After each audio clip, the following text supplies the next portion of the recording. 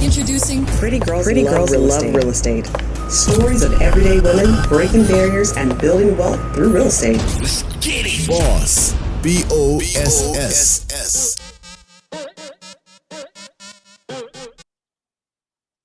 Hello. Thank you for tuning in to another episode of the Girls Love Real Estate podcast. I'm your host, Jessica Washington, and I'm really excited for my guest today. I have Ms. Rachael Strum. She is a mortgage loan originator with Cardinal Financial, and she's also an aspiring developer, and she's got a lot of exciting things to talk about with us today. So I'm really excited for this conversation. Ms. Rachael, how are you? I am great. Thank you so much for having me. I really appreciate it. Thank you for joining me. I'm really excited. Thank you for taking out the time.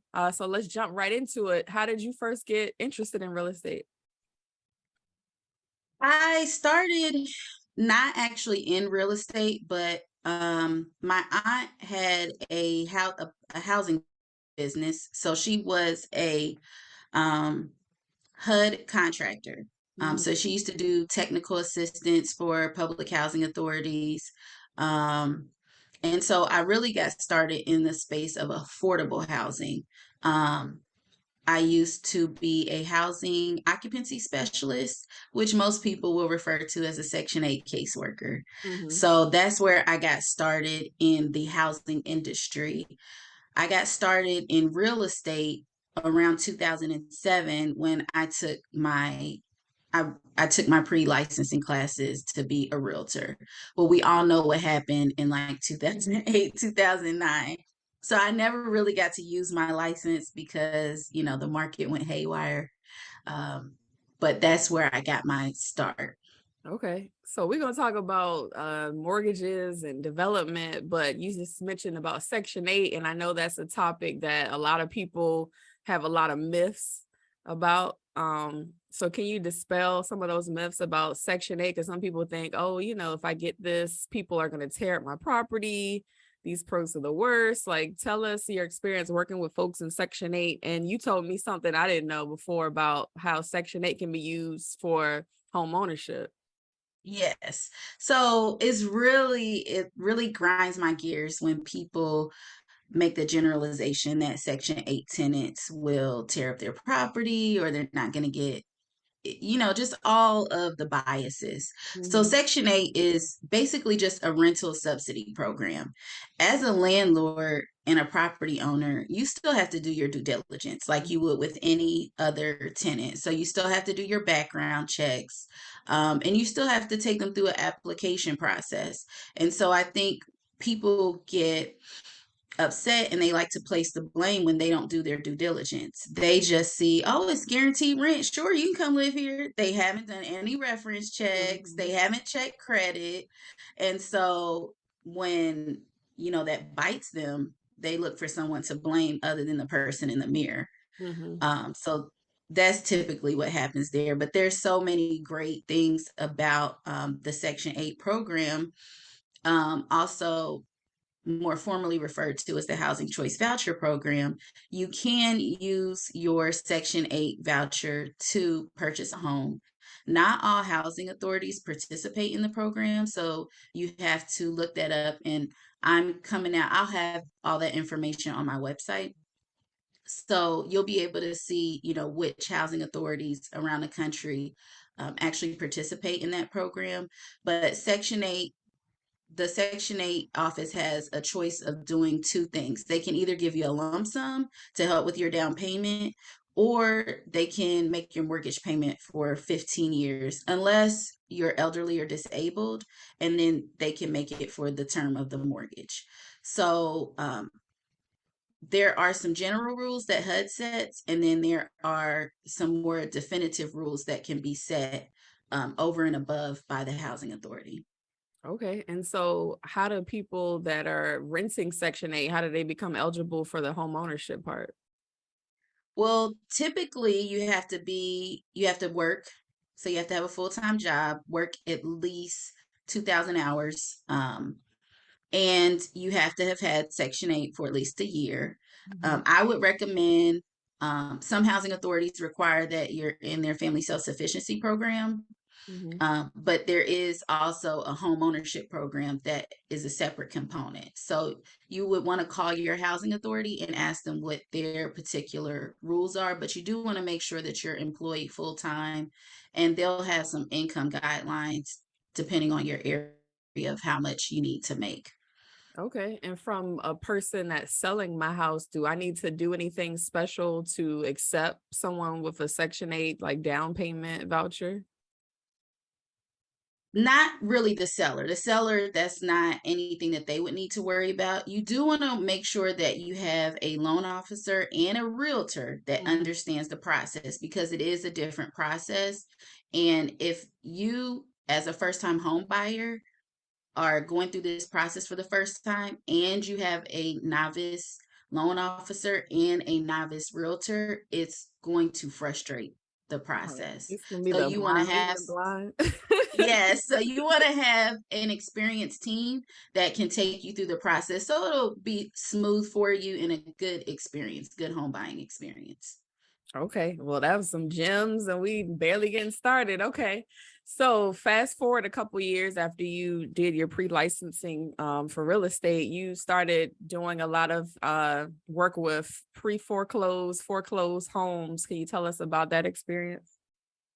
Yes, so I met my business partner, and upon meeting him, he told me what he did. And because he had a property preservation business, I had never heard of property preservation. And so upon talking to him, he I asked him what his business goals were, and he said to stop being the middleman. So he worked for a company that worked for the asset managers. And so after some digging, about 24 to 48 hours later, I just emailed him the information. This is how you cut out the middleman. And he was like blown away. I still really didn't know what a property preservation business did, but I knew how to navigate the HUD website to Mhm. find the information that he needed. And so when I gave him that information, immediately he was like, "You have to come work for me." So that's how I got started in property preservation and learning about that business. So basically, the asset managers were would assign companies to take care of these homes that were foreclosed or pre-foreclosed. Mhm. And so you had to cure all of the safety hazards and make sure that the house met with the township or county code.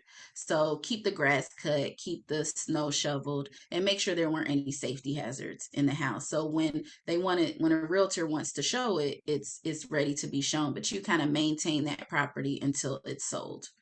Okay, and how does somebody find like a house in pre-foreclosure? So the easiest way to find a house in pre-foreclosure, and I would say you want to get to it before it even gets in that process, right? And before it gets to the courts, you want to find people who maybe be behind on their water bill, because that's public information. Right. So I'm behind people, you see that their water bills are behind or they're always late being paid. That might be an indication of someone you may want to call and say, "Hey, are you looking to sell?" And that's a lot of times what wholesalers do. Hmm. But yeah, you want to look for those signs, distressed properties in your neighborhood. You want to get them before the banks get involved, because then that's another person that has to be negotiated with instead of negotiating with the homeowner or the property owner. Okay. All right. So, what made you get into mortgage origination? So I was well, not life insurance. I would say I was an insurance producer for many, many years, licensed in 18 states. And I always talked to loan originators when they were getting home policies. Hmm. And a lot of them worked from home. They seemed to enjoy what they did. And I already loved real estate. And so the opportunity came. A friend of mine got hired by a mortgage company, and she said, "You should try this out." We used to work together, and so at the insurance agency, and she said, "You should try this out." And I took the leap of faith, became a loan originator, and as I'm learning about loan origination in real estate, with as it applies to loan origination, I realized that a lot of this information is not foreign. A lot of it's like the same across the board, and that loan origination is very similar to the Section 8 process Mm-hmm. of getting clients qualified for Section 8, except for now you're getting them qualified for a mortgage. So once I realized that, it was just like a no-brainer. I can do this. Okay. So that's, I mean, the financial piece is probably the most important thing besides the actual property. And you know, with COVID, the whole mortgage industry kind of shifted a lot. So what are some of the things that you're seeing maybe as we're kind of on the other side of the pandemic? What's the financial markets looking like? So I always caution people when they're focusing on interest rates as first time home buyers, right? Or as home buyers at all, because your interest rate, as we know, interest rates have gone up from the COVID unicorn like Right. That's never lows, gonna happen right? again. Yes, those are like once in a lifetime interest rates. We weren't living in reality, right? Mhm. So we're back to reality. But the good news is people aren't fighting over homes at open houses like I was hearing about during COVID. And I mean like physically fighting. Right. Yeah, look, I have realtors call me with the wildest stories. People aren't paying over asking. Now sellers are more apt to giving credits, which is great Mhm. because I have a lot of people with no money that are qualifying to purchase homes and they have no money. Mhm. So it's a really good time to buy a house for a buyer because there's more negotiation power right now. Okay. All right. And what about some of the other, you said interest rates aren't really a effect. What about, you know, people's ability for down payments? Like you said, seller credits, anything else within the mortgage market that you've seen have changed since the pandemic? That's a good question. So there's more down payment assistance programs are becoming, I won't say more lax, but more used by more loan originators because before when the market was so low you had very well qualified buyers in the Mhm. market, right? So there was no use for down payment assistance programs as much. Mhm. So now that the market has slowed, um, all of the companies are looking for ways to bring in buyers. And so there's more down payment assistance programs available. Um, the down payment assistance amounts have increased.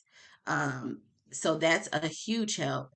And it's usually in most states, there's more than one to choose from. Mhm. Even some of the credit requirements, because down payment assistance programs tend to have higher credit requirements Mhm. than a regular FHA loan. And they also have lower debt to income ratio requirements than what the FHA or conventional loans require. And some of those guidelines are relaxing. Okay. Awesome information. So from mortgage origination to development, what made you want to get into that? And then obviously we are classmates matriculated through Capital Impact Partners program. So tell me about what made you interested in getting development and how was your experience with the CIP program? Okay. So yeah, as stated before, affordable housing is like my passion. And so there is a huge housing shortage in the country. The last time I checked, it's about 5.8 million units short of housing, and about 1.2 million of those are affordable housing units. And so me seeing that there's not enough housing being developed and definitely not enough affordable housing that would be safe and sanitary, a place where you can live without shame, it made me want to get into housing development. Mhm. And so I learned about the Capital Impact Program at a real estate meetup. There was a young lady there who worked for Capital Impact. And so we're going around the room just discussing what we want to do. And she said, she pulled me to the side and said, "Hey, I work for this company and there's this program for developers of color, and the application should be coming out pretty soon. You should think about applying." Mhm. And I just thought it was a long shot. girl, when I read the requirements, I like, well, I'll apply, but we'll see. And so I got through the first round, and I was like, okay, well, there's a chance for me. And then when I got chosen, I was ecstatic. But of course, we had to write a short synopsis of why we wanted to be in a program and what our mission was as developers of color. And so, of course, mine is affordable housing, and just not affordable housing, but holistic affordable housing, Mhm. that helps people become homeowners, that help people with food deserts, that help people with mental health issues, because typically people who live in affordable housing, it's the economic condition that they're in, right? And Right. when you don't have money, it affects everything. It affects the food that you can buy and afford to eat. It affects your health care. It affects a myriad of conditions in your life. And so just addressing housing isn't enough. Right. And so I want to develop holistic affordable housing. Okay. So how was your experience? How did you like the program when you were going through it? I loved it. I love the program. I thought it was so informative. I learned so much. Um, and the best thing were the relationships Hmm. with the participants in the program, because they did a very good job of picking people in different sectors of real estate. Right. So we had loan originators, we had investors, we had realtors, we had contractors, Mhm. which we all know a good contractor is hard to find. Yes. So And then people are stingy. Once they get a good one, they ain't sharing. no, no. So yeah, it was just great to see the mix of people and how they contributed to the different groups that we were placed in. Okay. So now graduated from the program and you already got a project popping off right now in Indiana. So tell me about that. Yes. So, child, the Midwest is a great place. So I grew up in Indiana, even though I live in the DMV now. I was born in Maryland, moved to Indiana as a child, grew up in Indiana, now I'm back in Maryland. And so the sticker shock coming to the East Coast was real. Oh yeah. As a kid, those aren't things that you think about. But every time I would look at a house on the East Coast, I'm like, if I bought that in Indiana, it would be like a third of the price or Right. even less. So I definitely knew that Indiana was going to be the place where I would get my start, because I could just get more for my money. And, you should invest where you know, Hmm. right? Even if, because you know the landscape, you have a relationship, hopefully, with the community, Hmm. and you might be able to make those connections easier with, zoning, with somebody knows somebody, right? And so investing where you know is the easiest way to start. And so I have a project going in Indiana. It's a whole home renovation. Once that project is done, the house will be rented out. But I do have a few other projects.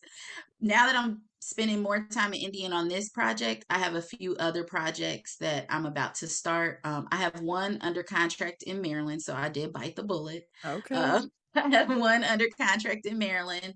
And then in Indiana, I am working on partnering with contractors to help low income buyers, not only just buy a house, but buy a house that is, it gives them the feeling of customization, right? Mhm. Because I feel like so many times when people are low income, and I've been there, I'm a single mom, 3 kids, um, they aren't afforded the same opportunities. And it's Right. just little things like having to stand in line to get your WIC voucher. Like the customer service is terrible in Hmm. any aid office, Government right? It's subsidy. just, Yeah. oh child, there's no customer service, right? It's like they're doing you a favor, but without you, they wouldn't have a job, right? Hmm. And so I want to bring that customer service and give low income home buyers the feeling of customization, like if somebody was getting their house built. Right. So we may get a home that is distressed. They get to pick out their fixtures and their, within a certain budget. Um, and really get to customize that home and get that same feeling of someone building their home that they Right. may not have otherwise been able to get. Yeah, So that's they get the amazing. whole experience. That's amazing because, when people own something and they feel like they're part of the process, then they have more pride and they take care of it Exactly. better. Exactly. Okay. And so you got a course coming out. Is that still a thing? So yeah, so I have an ebook coming out. And it's called Section 8 to Real Estate. Mm-hmm. And so it's teaching people how to not just go from Section 8 to purchasing a home, but how to leverage that home to create generational wealth, right? Because we have to dispel the dream of home ownership that we were sold, because it was a sell. It was a Mm-hmm. sell to purchase homes. But what do we do after we get the home? Right. So many people that I talk to that are first time home buyers are the first person to own a home in their family. They have no one to ask, like, well, what do I do when this happens? Or how do I go through the refinance process? Whereas our counterparts and, our different racial counterparts may not, have those issues. There might be somebody in their family who owns a home that they can go to and ask, right? And so we need to help people not just buy a home, but maintain that home and leverage that home and the equity in that home to build generational wealth and really leave a legacy. Right. And then you talked about like the down payment assistance programs before. Some of those have certain kind of restrictions, kind of little fine print language about, you can't Exactly. refinance, you can't use the equity in your house within a certain time frame, all this stuff. So people need to, just really be aware of what they're getting into. Yes. And so that's why you really want to have a loan originator who not just, sells you a loan and originates, but really helps you map out the process of Mhm. this is going to be my strategy Right. into wealth generation, right? So I have this down payment and I'm licensed in 17 states. And so every state has different criteria. So I'm generally speaking, so this down payment assistance program, um, if I have to stay in the house for 5 years, let's say, Mhm. and then it turns into a grant, someone needs to know that. Or this down payment assistance program may always stay attached to the home and it won't leave until I sell the home or unless I refinance, pay it off with the equity in the home, and then I can move on about my business. So we have to know what we're getting into when we're using the programs, and we have to have an exit strategy, Mhm. right? So that's very important, is having an exit strategy to get that second lien off of the house or waiting till it turns into a grant and it just falls off. Okay. So what's next for Rachel? What else is going on with you? So just acquiring more real estate and helping more people. I'm really excited about the ebook coming out, and I am excited to get people from Section 8. And it's not really even just Section 8, right? It's the getting them from a place where they're economically dependent Mm-hmm. to a place where they're economically independent Right. and creating that legacy and that generational wealth. So that is my focus for the next few years. Absolutely. I mean, I love the fact that we're now talking more about affordable housing, and the government and all these different organizations are putting dollars behind that notion. But eventually we got to get to the point where we're owning these properties, Exactly. not just Exactly. And on the government. where we don't need government assistance. Exactly. Um because so much comes along with that as far as people telling you how you can live your life financially. And so once we're able to really free ourselves, we'll have so many more options, so many more doors will open and be available. Absolutely. All right. This was amazing. Let me transition to the last segment of the show, which is the Fabulous Four. 4 questions I ask every guest. So first off, what is your favorite book about real estate? Oh my goodness. My favorite book about real estate. I hate to be like cliche, and it's really not about real estate, but it really is Think and Grow Rich. And I have it on audio book, Yeah, so I listen to it every so often, um, just to get that refresher, that motivation, remotivate mhm. me. But yeah, Think and Grow Rich is a It's good not one. cliche if it's a Yeah. classic. So I know it is. It's like everybody says that, but if you keep hearing it, then you need to drink the Kool-Aid, right? yeah, check it out for sure. All right. Second question is, what advice would you give to your younger self first getting started in your real estate career? Mm, Be patient, and don't overthink the process, Hmm. because sometimes we think that it takes so much strategy and so much thinking, so we won't make mistakes, Hmm. or those big mistakes. But the truth is, you're going to make the mistake, That's right? how you And learn. people just have to come to terms. If the faster you come to terms with, you're going to make the mistake and it's going to cost you money. The faster you can get started and also have a contingency plan for when that happens. Hmm. Well, failing is the only way you really learn for real. Like you got to do it. Exactly. All Fail right. forward. There you go. All right. The third question is, what topic in real estate do you want to learn more about? Tax liens. Okay. Tax liens. So purchasing, that's like what I'll be focused on in probably next year, is how to purchase properties through tax liens. It's a waiting game, Hmm. but because you're gonna make money either way, it's worth it. Yeah, I mean, I've been hearing some interesting things about tax liens, especially like in the Midwest and Indiana, people getting houses for under $1,000 or something like that. Little to nothing. You have to wait. And the thing about tax liens is every county has a different process. Right. So it's not just like learning about how to flip a house, right? That process is the same almost everywhere you go.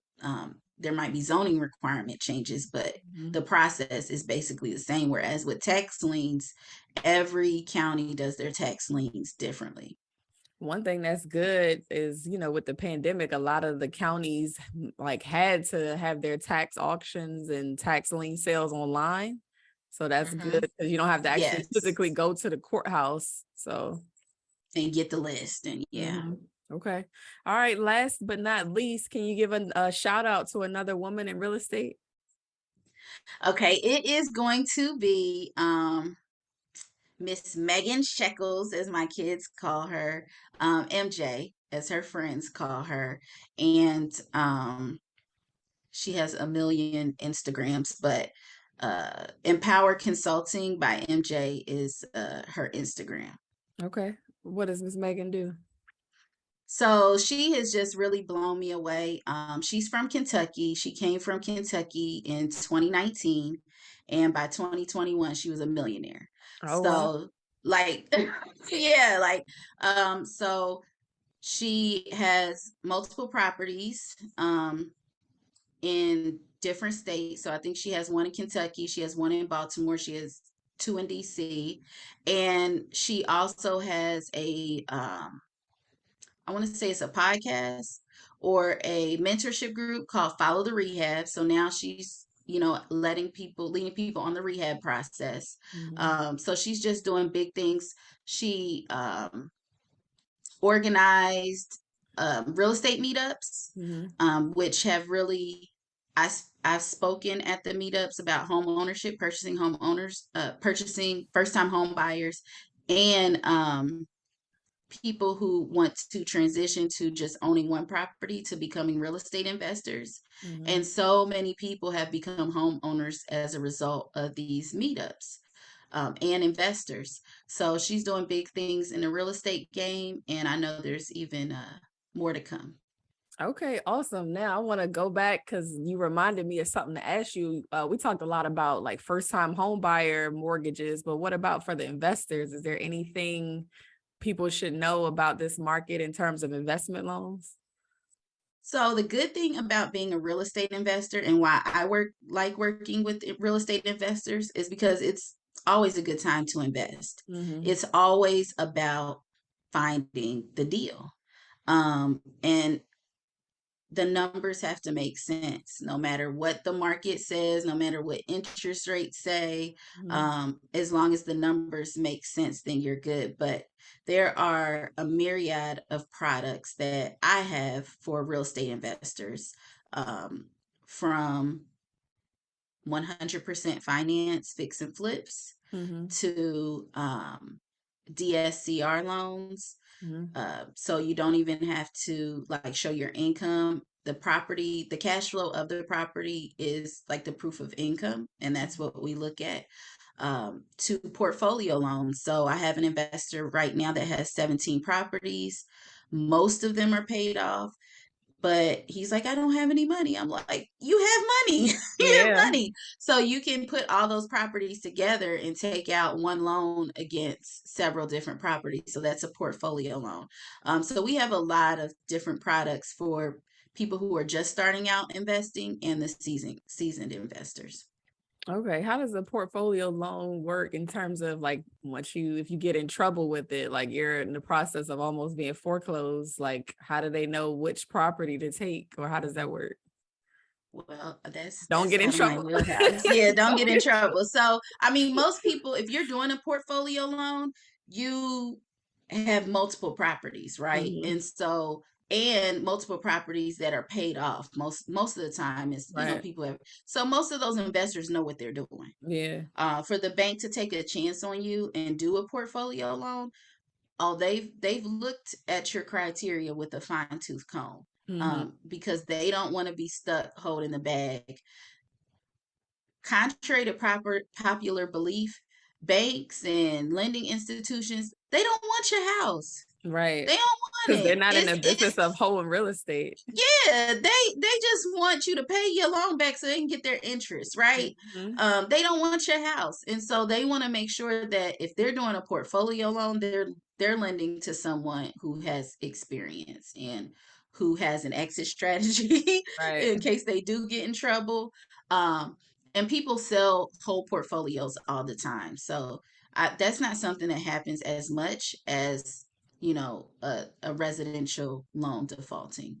Got it. All right. That was good information. Now, lastly, how do people get in contact with you? So you can email me, Rachel, Rachael, at Origination Redefined. You can find me on Instagram, Rachael Strum, all one word.